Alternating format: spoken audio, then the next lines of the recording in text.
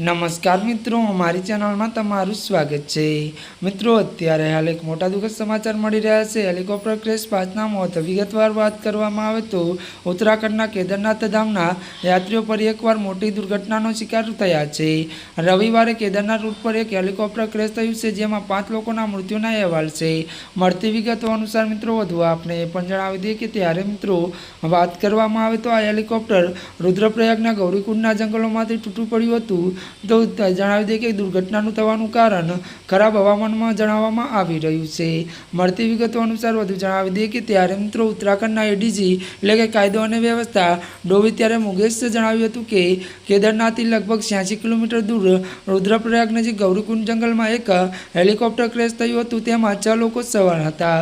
મળતી વિગતો અનુસાર મિત્રો વધુ આપણે એ પણ જણાવી દઈએ કે ત્યારે મિત્રો વાત કરીએ તો ઘટનાની જાણ થતાં જ બચાવ ટીમ ઘટના સ્થળે રવાના કરવામાં આવી છે, તો તેની પુષ્ટિ કરી હતી અને કે ગૌરીકુંડમાં ગુમ થયેલા હેલિકોપ્ટર ક્રેશ થયું છે।